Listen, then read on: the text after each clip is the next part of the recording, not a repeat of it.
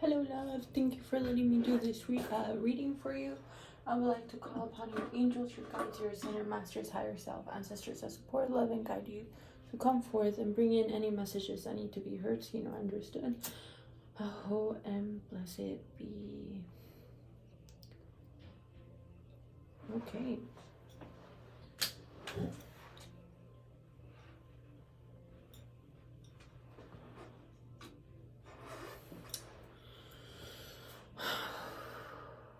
Okay, so the two colors pertaining for you for this year is green and yellow.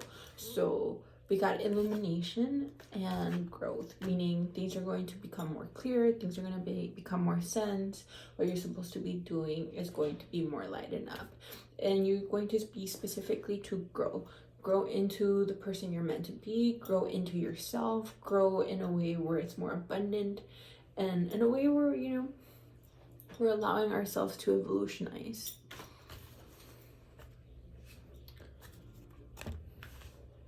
We got the Page of Cups.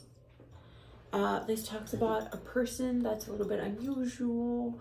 They're a little bit quirky, really sensitive, really, really strong emotions. We got the Moon, meaning there's still things that we're working through. Right now, we're really, really being asked to dive deep into the subconscious, understanding our triggers, what our traumas have been, and being able to be fully conscious about them and being able to use them in a way where instead of it diminishing us, it helps us come into our power. We got the Six of Wands, meaning that while you do this work, you're very highly looked upon, meaning people see the transformation, people are noticing you, and they actually quite admire you for the ways that you go about life.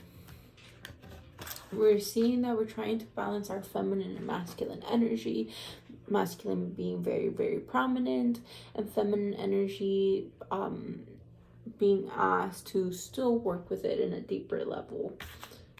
Knight of Cups, the Lover's card. The Knight of Cups talks about, so Empress and the Emperor. This talks about two individuals that are basically power couples and also very, very fertile. Like, you guys could definitely start a family, but because you guys are very fertile and at the same time like a power couple, that means that when both of you work together, you guys work really, really good. So we got the Knight of Cups, not the Page of Cups, meaning you guys are still learning through your lessons, but you guys are not as naive. But both of you have that in mind. We got the Lovers, meaning being able to dive deeper into intimacy and ultimately nourishing that energy. We got the 2, 4, 6, 8, 10 of Cups. We see you, both of you, being emotionally fulfilled, creating such a beautiful family, living life together in a way where it's like, we both created this. I see you guys working really good as in team, as in a team cooperation. I'm telling you guys are meant to work together. You guys could even start a business together. That's how good the both of you work. The Fools. We do see the relationship entering into a new phase. And this talks about within yourself, but also within your relationship. But we see coming more into a phase where we're allowing ourselves to be in stillness and not allowing ourselves to rest, because when we're in stillness and being able to rest, that's where we fully tap into who we are, what we're meant to be, what are we creating, what are the next steps. So we're being asked for the both of you to take time individually to sit down with yourselves, understand each other, pinpoint emotions, what is it that you guys are trying to create. The more that you spend time within yourself in stillness, the closer you guys are going to become when you guys start spending time together. All right, my love. So we got the Hierophant card. This is one of my favorite cards. because this talks about living an unconventional lifestyle, but also more than anything, it's a way of being.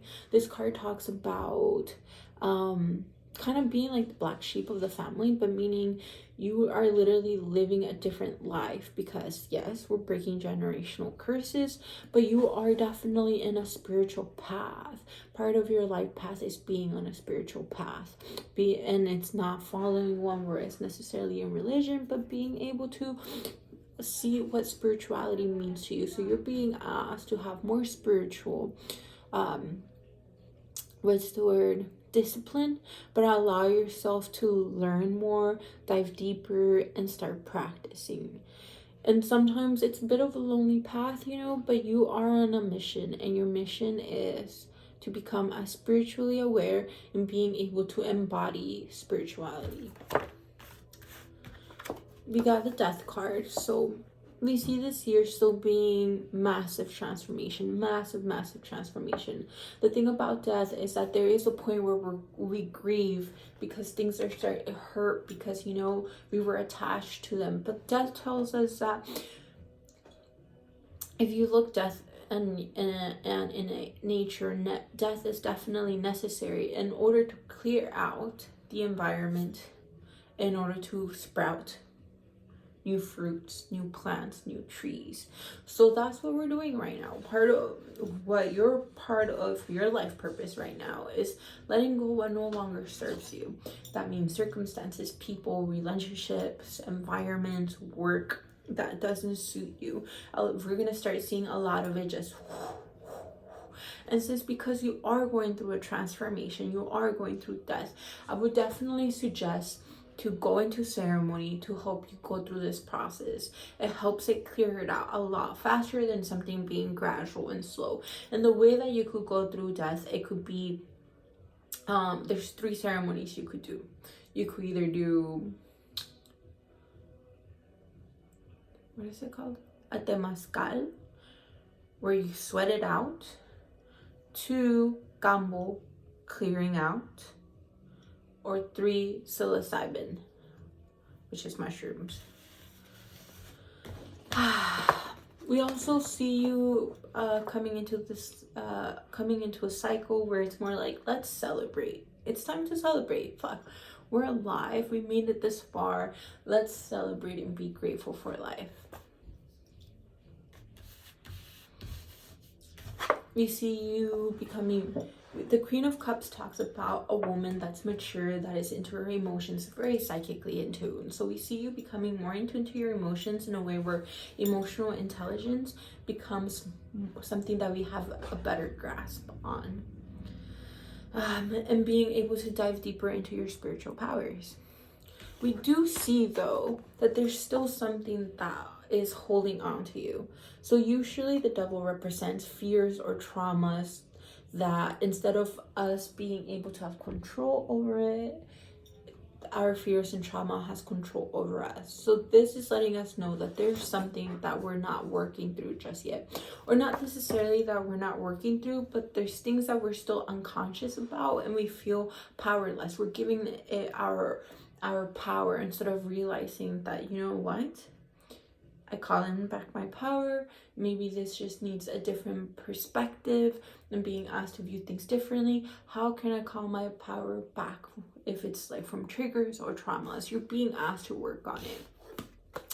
We see you, this talks about sneaky energy, and this is about going forward and making decisions and going forward. So the way that I see it is that a part of you is a little bit hesitant and of not speaking about the path that you are meant to be in and need to embody. We see you like,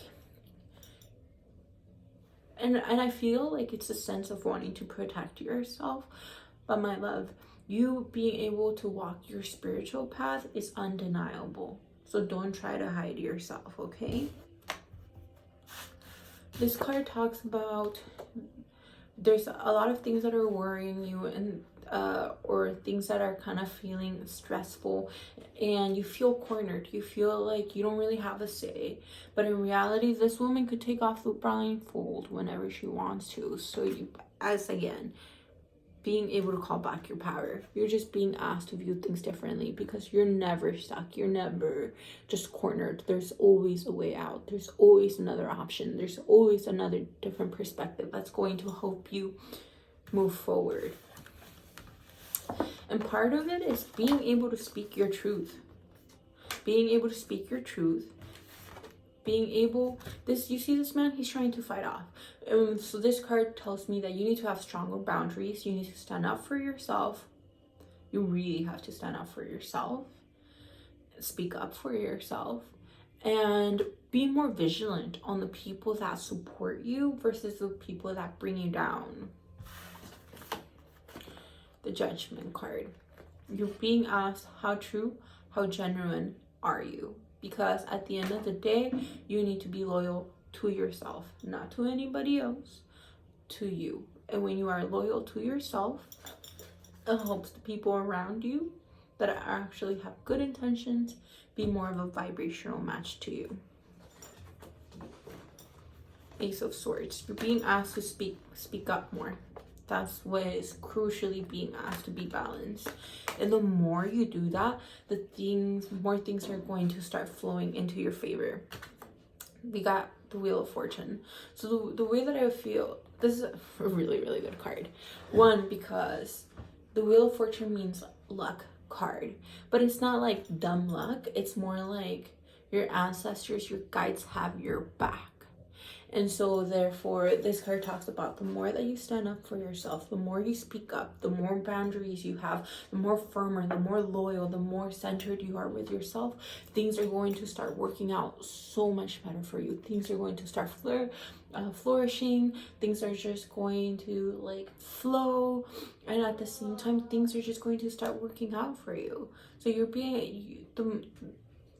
when you don't speak up for yourself, when you don't take yourself serious and you dilute yourself, you're basically doing a disservice to the ancestors that have brought you to come to this far and be who you are meant to be.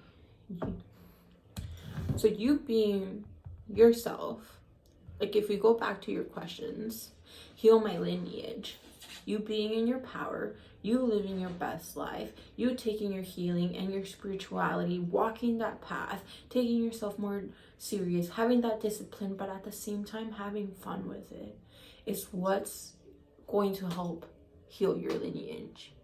You embodying your higher self, living your best life, is what's going to heal your lineage.